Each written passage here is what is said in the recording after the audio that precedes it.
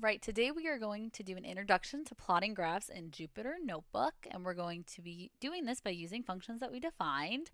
So remember, the very first thing we want to do is to always load the packages that we are going to need to use. So we are going to import numpy as MP. We're going to import matplotlib and pyplot as PLT. And that is how we are going to be plotting our graphs today, what we're going to be using. And then we are also going to import random as ran, which will come up in a few minutes. And then the last thing we're going to want to do is do matplotlib inline. And what this is kind of the magic function that renders the figure in a notebook. So those are the four things that we're going to need to do before we get. Now, define our function. So the function we're going to define, just call it fun. We're going to have some sort of x values, and we are going to return np.sine of x, so sine of x, plus x, and we're going to do x squared. So that is going to be our function we're going to use. To do is we're going to make a list. So we are going to define our domain. What is our domain? Our domain are just the x values that we're going to be plugging into our function. So define domain list, and we are going to have it between some interval of a and b, and then n is just going to be the amount of x values that we want. So the first thing we're going to do is have a first list. And what this is going to do is it's going to take ran.random. So it's going to have random values for I in the range 1 n plus 1.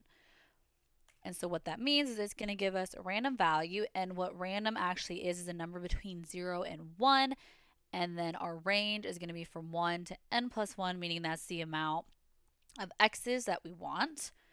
And then we're going to have our scaled list, which is going to equal b minus a times I plus a for I in first list, the one that we just created. And so what that scale is going to do is it's going to keep us between, it's going to have our numbers between A and B. So then what we're going to want to return is just the scaled list. Oh no, hold on. Oh, sorry. For I and range. Should not be a though. There we go. And then what we're going to do, or what I'm going to do really quickly, is just kind of show you what these are doing within our function. So if I do ran list, and then I'm actually just going to copy and paste what's in here. So copy and paste. And then we're going to put some values in. So let's just say we want 10. And then for our scaled, instead of scaled list, we're going to have scale ran, which is going to take our ran list we just made. And then again, I'm just going to copy and paste that here. And so let's do between 10 and 5. And then we have to put 5 here. And then we have to change this to ran list one we just made. So let's go ahead and print our ran list as well as print our scaled ran so we can know what they do. So as you can see, our ran list is going to give us a random value between 0 and 1. And then our scaled ran is going to take that list, and it's going to give us the numbers between 5 and 10, as you can see right here. So if you're ever confused about a definition, or you're not quite sure what something does in a definition, I definitely recommend pulling it out, putting it in a new cell, adding your own numbers within it to kind of see what it's giving you and what it's doing.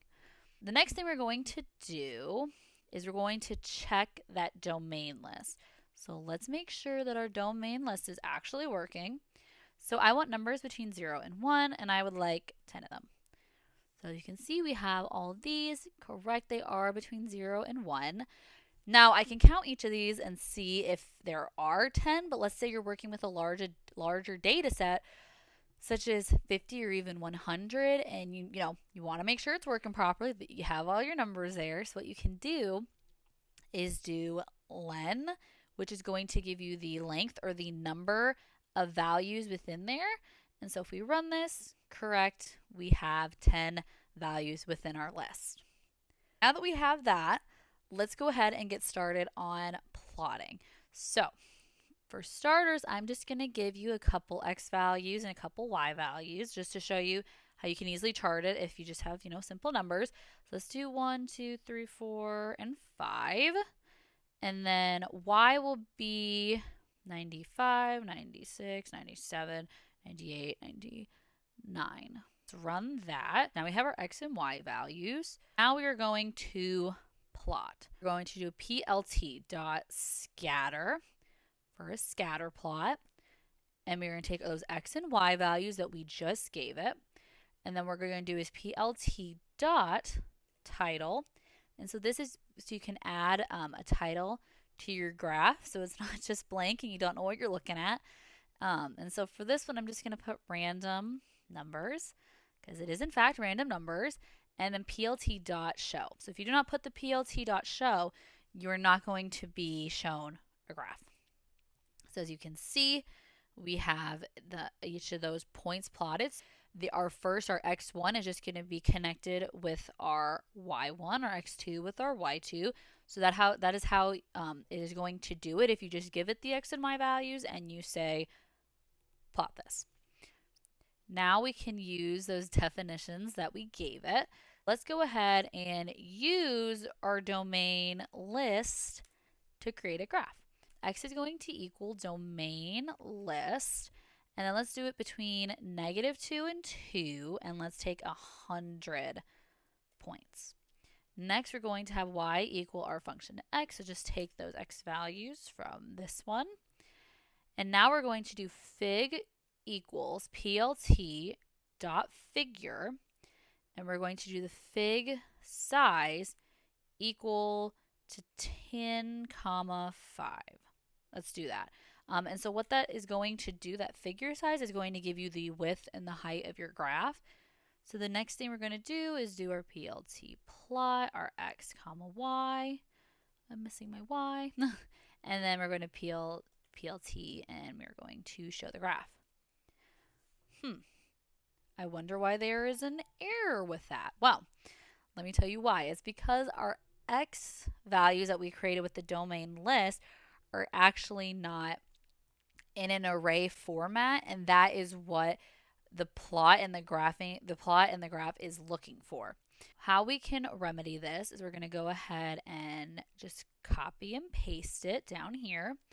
And what we're going to do is we're actually going to make this np.array and just put that around it. So now we have created an array. And one other thing that we have to do in order for this to show, because let me show you what happens if we don't do it. Oh no, we have all these lines going around. Why is that? It is because it is not in the proper order that it should be in. So it should be increasing, so it should be going from the least to the greatest number. So again, how we can remedy this is do x.sort. And now we have a graph that we can look at and we can see what's going on. Another way that people can do this and use this, so instead of creating our own function, we actually have a function within NumPy and it's called linspace. So let's say we want -2 to 2 and 100. And then let me just print x for you, kind of show what it looks like. So here it is. So what linspace is and what that is doing is it's going to return an array of evenly spaced number over a specific range. So we gave it the range from -2 to 2, and we want 100 numbers. So we see we have -2 is one point, 2 is the other point, and then it's going in increasing order, so it's already sorted, so we don't even have to worry about that.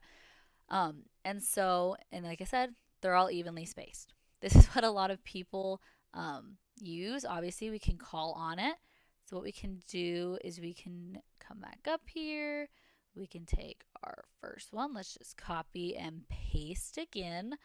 And so instead of this, we just need np.linspace, and then again, -2 to 2, and let's do 100. And then let's go ahead and create it, and ta-da. We roughly get about the same graph. Again, this is just going to look a lot more smoother because it's all evenly spaced compared to there might be a couple of ridges along there. We were actually using np.linspace. Let me change that. Okay, so now to go over what we did today. So again, we're going to define a second function. So let's define fun and then put under and put x for our x values. So we're going to turn, let's do cosine x plus the square root of x. Let's go ahead and run that. What we can do is we can come up here, since we're going to be using linspace anyway, and what we're going to do is change this to 0 and make this 5. Make our function the fun underscore 2, and then we can change this from 10 to 8. And then the only other thing I'm going to add is we are going to do plot, and we're going to do title, because it's really important to put titles on your graph so people know what you're looking at, as well as it's professional too to do that also. And so I'm just going to put graph for function x. That's just a really simple one. I would definitely give a more detailed titles. People know what they're looking at. Like instead of putting function 2, I'd obviously put what that function is, which is the cosine of x plus the square root of x. And so we can go ahead and run this and kind of see what it looks like. And here we go. Now we have our graph. And if we wanted to, we could also up here make it a larger, because you kind of see there's a couple ridges. It's not perfectly smooth. So we can run it, and there we go. It has smoothed out since adding a couple extra points. And so that's just a very introduction to plotting graphs in Jupyter Notebook. There's a lot of other graphs that we can plot, which we might get to later on. So thank you for watching this video, and I hope you had as much fun as I did.